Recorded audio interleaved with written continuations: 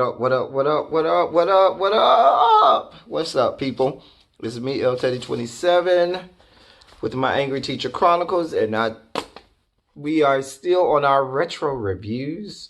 And this is the second show that I will be reviewing in my retro reviews. The first one is The Wire, all 5 seasons. And the second show that I'll be reviewing, for now, I may have other shows along with some of my other reviewers, Really BTV, Ebby Reviews.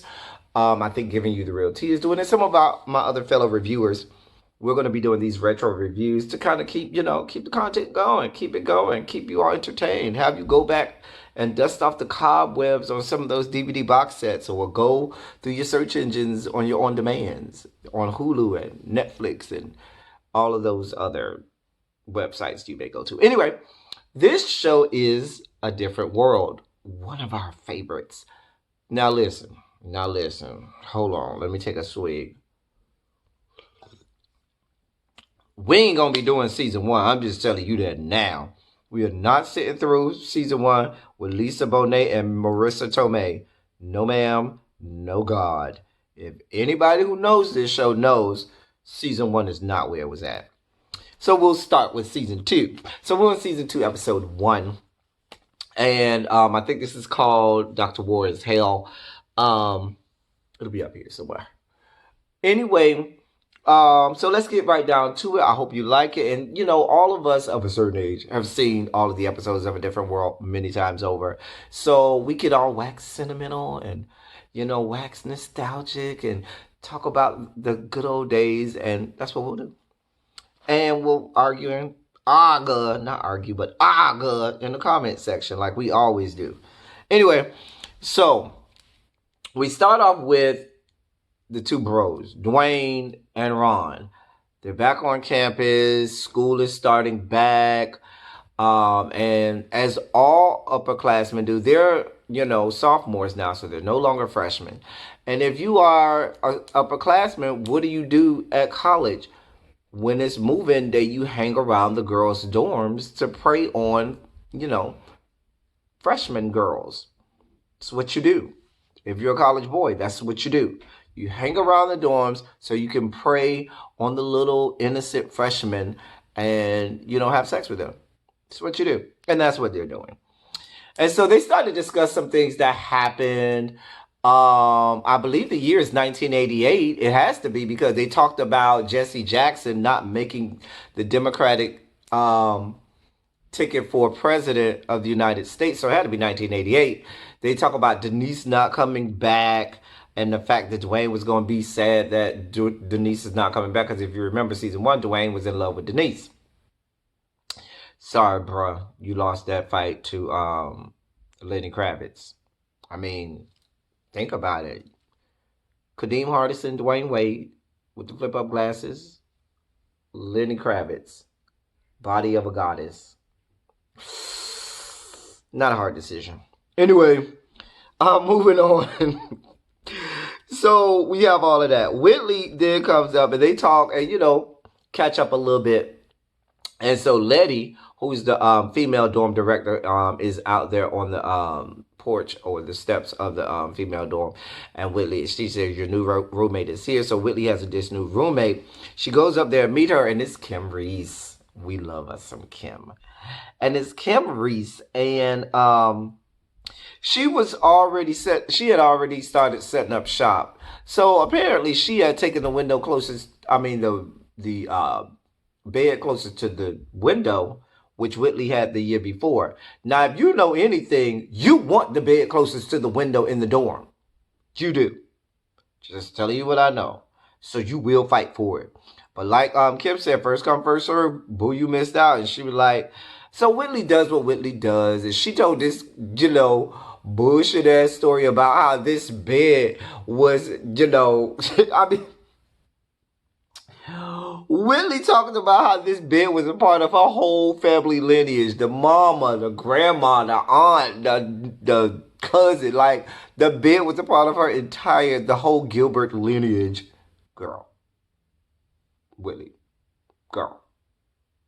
Anyway, It made me laugh though. I really enjoyed this episode, laughing at some of the old stuff. But we find out Reese with Kim Reese. Kim is from Columbus, Ohio, and stuff like that. We get background information on her. Um, and then we switch over to Jaleesa's room. So Jaleesa's new roommate is Freddie. Yes, that Freddie. Cree Summers Freddie. Um, so Freddie comes in there all enamored with Dwayne. All enamored with Dwayne. And I have to say, I can't say Dwayne, I have to say Dwayne. Because it's a different world, and that's how Whitley said his name. I'm sorry, you have to say it like that. Anyway, um, and you know what? Her bar for what intrigues her about men is really low. I mean, he knows state capitals. I mean, we're setting our bar at what? Fifth grade? State capitals? Fifth grade? Oh boy. I'm just saying. Being able to do long division didn't want any parts of that. Is that not a litmus test? I mean, state capitals, long division. About the same. I mean, just saying. Just saying.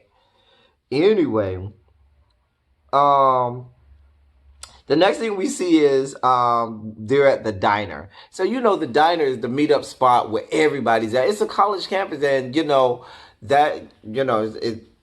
it's not the cave, but it's the diner where everybody hangs out and stuff like that. So you can think of it like the cave, but on a college campus, the diner which is open after hours of the regular, because usually the cafeteria closes early, and then you have like some diner type place that's open a little later or whatnot. So that's what this is if you're not familiar with the different world. Anyway, with Mr. Gaines works. Anyway, so Whitley done ripped down, because what happened was in the dorm, Kim was putting up this poster of this anatomical figurine with all of the anatomically correct systems of the body, because she's a pre-med major. And Whitley was like, it's nowhere in the world. I'm looking at this every day on my wall in my room. And so they was having a debate about that. Child Whitley done ripped down the girl whole poster that she's using to study. Just a mess. Just a damn mess. Anyway, so they talk about that. So Whitley was like, well, why don't I put it behind the door? And she was like, yeah, behind your gown and your robe. Just a mess. She was like, at least it'll be warm. Just a mess. Just a mess. Anyway, so Ron and Dwayne is over there in the corner scoping out the girls. Ron is enamored with Freddie. Foreshadowing. And he goes over there to talk to Freddie. Now, y'all know Freddie likes Dwayne. So Ron goes over there to put the hit on Freddie. And his pickup line to Freddie was, wait for it. Wait for it. My dad's name is Freddie. Bruh. Your pickup line to a girl named Freddie is, my dad's name is Freddie. I mean, can it go any worse? The only way it could be worse is if you said, oh, my penis is nicknamed Freddie, because every guy has a name for their penis. Every guy has a nickname for their penis. I'm not going to tell you mine. But anyway, that's the only way it could go worse. But anyway, I'm just saying. Then Colonel Taylor, Dr. War, comes in the diner and, to get something to eat or whatnot. Now, Dr. War is Glenn Turman. You might know him from How to Get Away with Murder. Remember, he was Nate's dad on How to Get Away with Murder and stuff like that. Well, other shows, he's been on a lot of the shows. Anyway, this is 30 plus years ago, so he's much younger. He has black hair. And he comes in there to get something to eat. So Ron goes to Dwayne, well, I thought you said you weren't scared of Dr. War. And, trying to incite Dwayne to go and ask Dr. War, will he let him be in his class? So Dwayne goes up to Dr. War and was like, Dr. War, no, he says, Colonel Taylor, cannot hold your catch up. You know, he was all sheep because he's really afraid of Colonel Taylor or whatnot. But he was trying to put on for Ron. You know how that goes. Y'all know how that goes. But it was so funny to watch him get all sheepish in front of Colonel Taylor. Anyway, we're back at the boys' dorm now. So Walter Oates, played by Sinbad, is the boys' dorm director. And it's so funny how he tells them, if you do anything wrong, I kill you. I kill you. You know what I mean? That's something that the whole speech he gave is a speech that I would give. Like, I'd be, nigga, I kill you. Mess up and I kill you. Fuck around and nigga, you will get killed. It was, that's the kind of speech he gave them. To scare them up. Because you got to scare freshman boys to make them do well. Anyway, so Dwayne comes up to Walt and says, listen, I know you work down at the registrar's office. I need you to hook it up so I get in Dr. Combs' class and not Dr. Taylor class. And baby, he went and told this half-ass story about shoving some long black rod in his mouth and puffing his cheeks on it.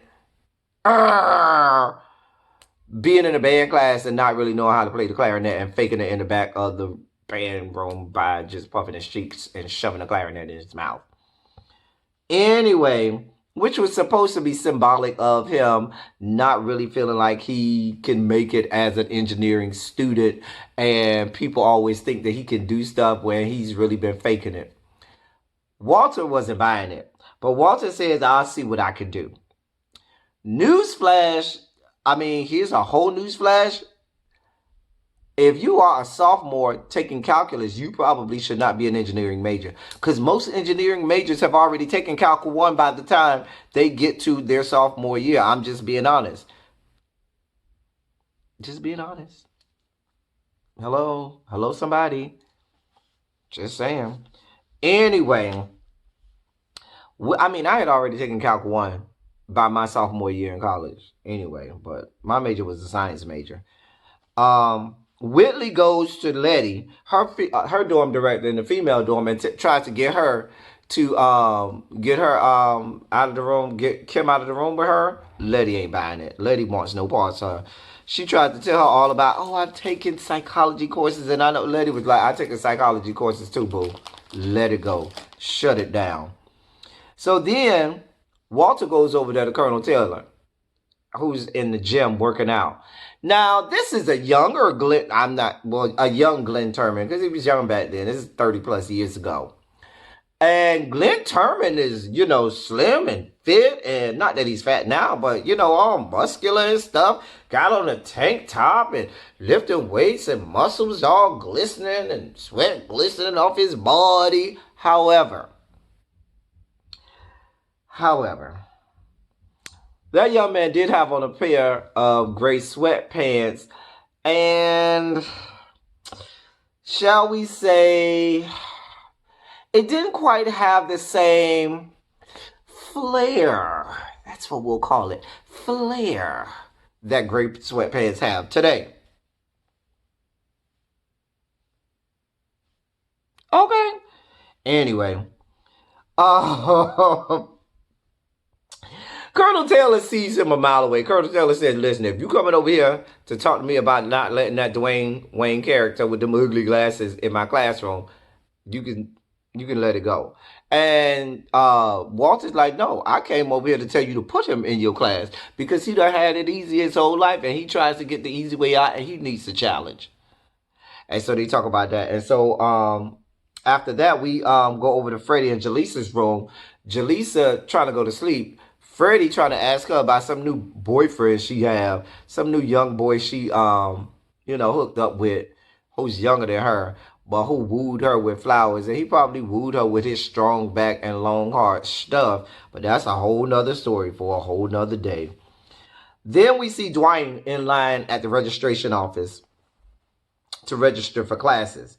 And Colonel Taylor comes in and tells him, let me talk to you. Meaning he needs to step out of the line. Now, this is where it was far-fetched. This is an HBCU, y'all. This is back in the day, before internets and phone registrations or anything like that. Baby, I don't care if God himself descended on a cloud of fire on a chariot of gold. You are not getting out of no financial aid line or no registration line, because ain't nobody saving your spot for you. Baby, I done seen whole ass fights, whole ass knockdown dragouts about the line at the registrar's office and the line at the goddamn financial aid office at an HBCU. Please, if you went to one, especially back in the 80s or 90s or earlier, you know what I'm talking about. Even early 2000s. You get out of what line? You don't believe that? That's where it was far-fetched. Ain't nobody getting out no goddamn registration line. No, ma'am. Because what's going to happen is, ain't nobody going to let you back in there. And then you ain't going to be able to get, you're going to have to go all the way back to the end of the line. Mind you, you probably been waiting in that, because he was all the way up front. He probably had been waiting in that line for 4 or 5 hours. You ain't playing them games. And this is back in the day where you ain't have no cell phone. You know, anybody had no cell phones back then? You ain't even... Cell phone? Wait, what? No. So you had to engage in conversation with people around you for 4, 5, and 6 hours. Hello, somebody. We weren't getting out that line. No, ma'am. No, God. Anyway, I know you fucking lying. Anyway, he tells Dwayne Wayne about these 2 trains, you know, leaving Virginia, leaving New York, 185, 195, da-da-da. You know, long story short, meet me in my class at 8 o'clock. And he was like, well, I don't know. I want to take, you know, Dr. Combs' class. He was like, listen, I am the, I think, vice chairman of the math department. You're going to have to see me one way or another at some time or another. You can either get it out of the way now or wait till later. And so then he goes to the, he's like, you make your choices. And then he goes to the, back to the registration line and says, sign me up for for Colonel Taylor's class. Hurry up before I change my mind. Because you know it's inevitable. Go ahead and get it out the way now before, you know, it's too late. That's how, I've always been that way in life. I've always been, listen, the hard, let me get the hard one out the way now. I'll give you a perfect example, like these retro reviews that we're doing right now. Myself and some of my other reviewers, we talked about doing both reviews today. I knew that the review for The Wire was going to be much harder to do than the review for this. So I said, no, let me do The Wire first and get that out the way first. Because I'd rather do the hard stuff first and let the easy stuff come after I've worked hard. So that's kind of like the same way Dwayne was handling it. And that was the episode, y'all. Listen, we're going to have fun with this. We're going to laugh, reminisce about old times and good times past, and have a good time with these retro reviews. Y'all let me know what y'all think. And you know what's so great about these retro reviews? Both shows, this show, A Different World, and The Wire that we're also reviewing, you get to see some of your favorite actors, even from today, way back when they were younger, and you know, see the roots from whence they came.